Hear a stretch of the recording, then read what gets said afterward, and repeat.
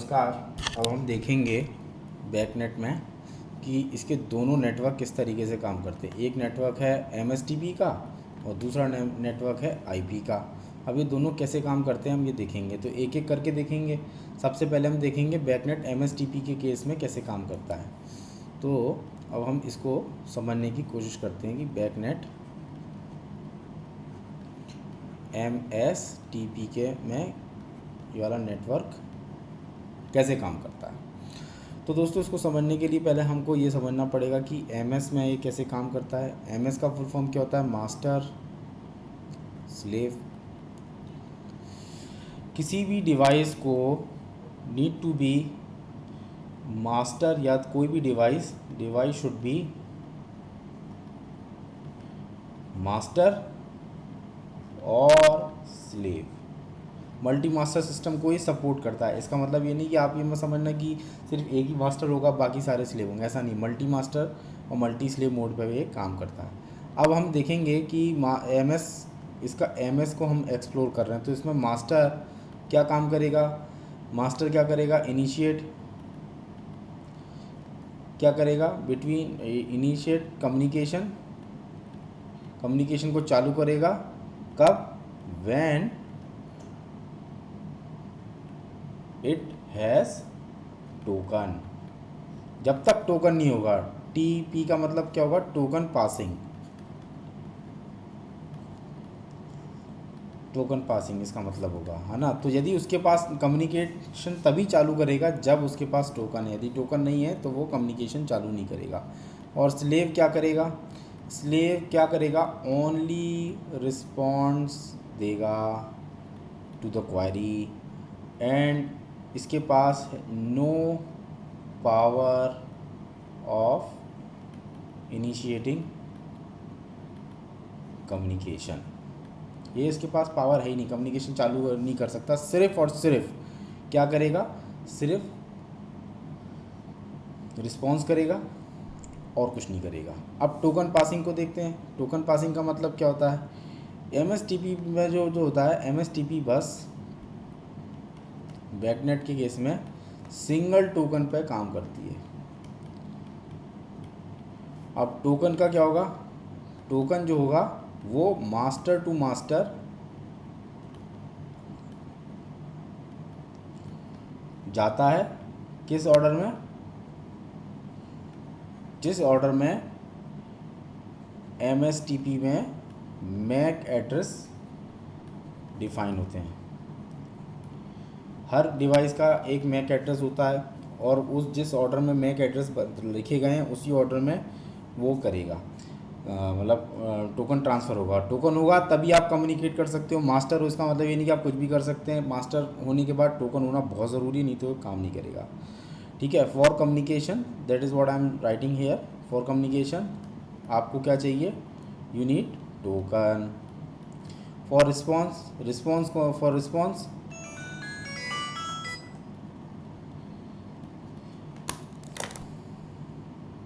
Response के लिए दोस्तों आपको रिस्पॉन्स तो कोई भी कर सकता है। Response anybody.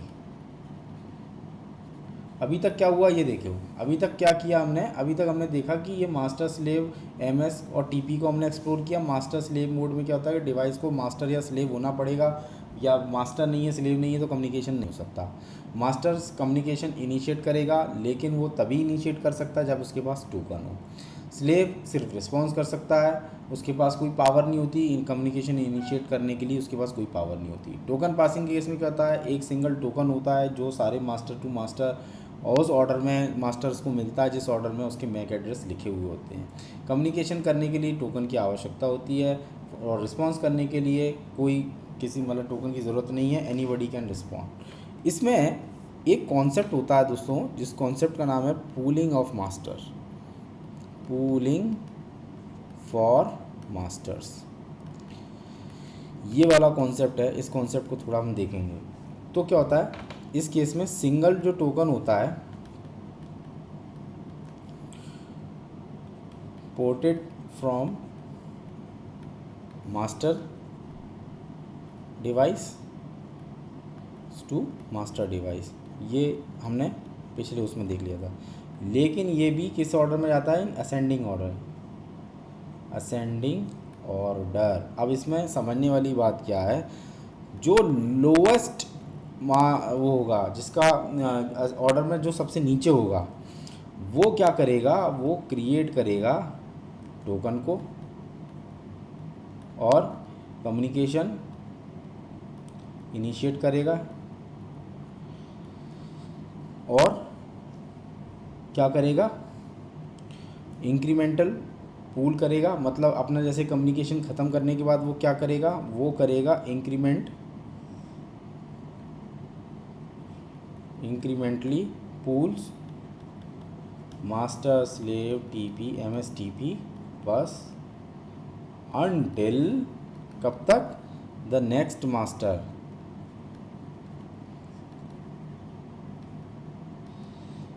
Node is found.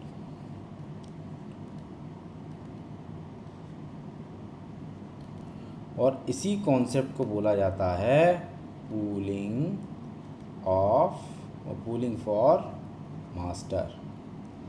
ये होता है वो कॉन्सेप्ट जिसको बोलते हैं पूलिंग फॉर मास्टर। एक ही टोकन है, मास्टर टू मास्टर जाना है, तो उस केस में इसको इस तरीके से हैंडल करते हैं। अब आप इसमें इसके पूलिंग ऑफ मास्टर से कुछ टर्म्स हैं। एक टर्म है जिसका नाम है इसका नाम मैं देता हूँ मैक्स मास्टर। मैक्स मास्टर्स का मतलब क्या होता है कि यदि ये मैक एड्रेस को यूज़ करेगा, अब मैक एड्रेस कहाँ तक चलेगा, 0 से चालू करेगा और हाईएस्ट तक जाएगा। ठीक है, जैसे कि फॉर एग्ज़ाम्पल किसी पूरे सिस्टम में मैक्स मास्टर की जो सेटिंग है वो सेट किया गया है फॉर एग्ज़ाम्पल 70। ठीक है, और जो लोवेस्ट है वो कितना रख दिया अपन ने, 1 रख दिया। तो पूलिंग ऑफ मास्टर सीक्वेंस कैसे होगा, फॉर एग्ज़ाम्पल यदि लोवेस्ट को करना है तो लोवेस्ट तो चालू करेगा, उसको इंक्रीमेंट ऑर्डर तक लेके जाएगा। तो अब इस केस में सीक्वेंस कैसे जाएगा, सीक्वेंस जाएगा फॉर एग्ज़ाम्पल पूलिंग चालू करी, पूलिंग फॉर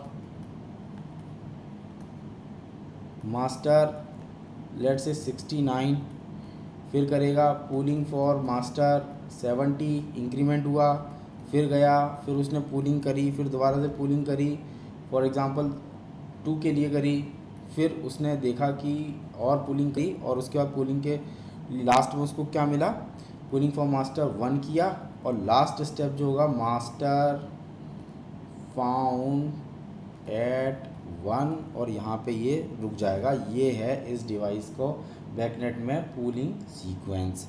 इसके साथ एक और इन्फॉर्मेशन होती है पूलिंग फॉर मास्टर्स में ही, एक और चीज़ होती है, दूसरी चीज़ जिसको कहते हैं आप मैक्स इंफॉर्मेशन फ्रेम। मतलब ये बेसिकली ये है कि एक मास्टर जो है मैक्सिमम नंबर ऑफ फ्रेम्स जो है आप कितनी ट्रांसफ़र कर सकते हो, मैक्सिमम नंबर ऑफ इन्फॉर्मेशन कितनी भेज सकते हो आप, है ना।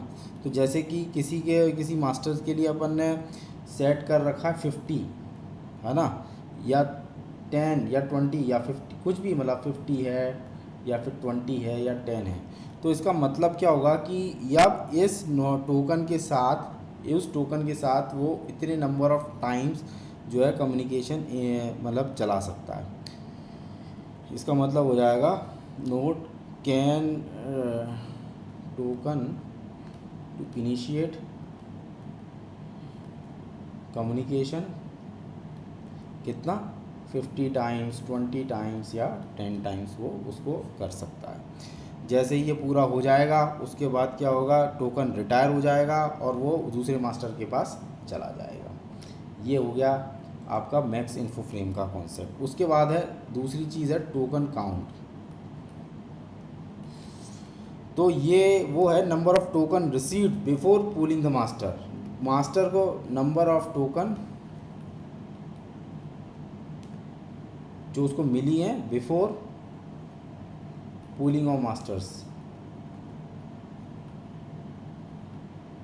कि कितने टोकन्स हैं उसके पास। एक काम करने के बाद दूसरा टोकन उसको मिल गया तो फिर उस पर काम करना पड़ेगा, उसको कितने नंबर मतलब कितनी बार उसको मिले, सीक्वेंस को इनिशिएट करने के लिए उसके पास कितने टोकन्स हैं, ये सारी चीज़ें भी देखने वाली हैं।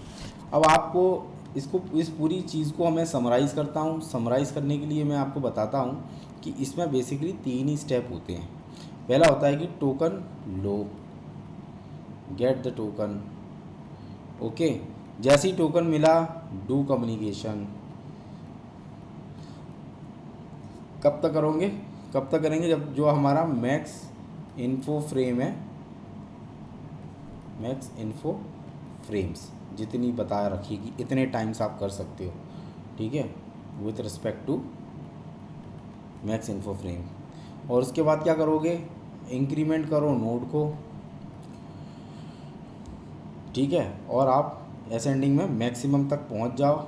जो मैक्सिमम वो था मैक्स इन्फो फ्रेम, इससे पहले क्या था हमारे पास मैक्स मास्टर था ना, मैक्स मास्टर तक आप जाओ, मैक्स मास्टर, और जैसे ही कम्युनिकेशन हो गया उसके बाद आप रुक जाइए। बस यही सारी चीज़ें जो हैं इस टॉपिक से रिलेटेड हैं। एमएसटीपी में इससे ज़्यादा मतलब यही सब कुछ है। बैकनेट का एमएसटीपी बड़ा सिंपल सा है, जब इसको इम्प्लीमेंट करते हैं ना तो आप ये सारी चीज़ें ऑब्जर्व करेंगे जब देखने को मिलता है ना। बट यदि आपको कॉन्सेप्ट से रिलेटेड कोई सवाल हो या आप कुछ पूछना चाहते हैं तो कृपया आप कमेंट सेक्शन में ज़रूर बताइए। बहुत बहुत धन्यवाद।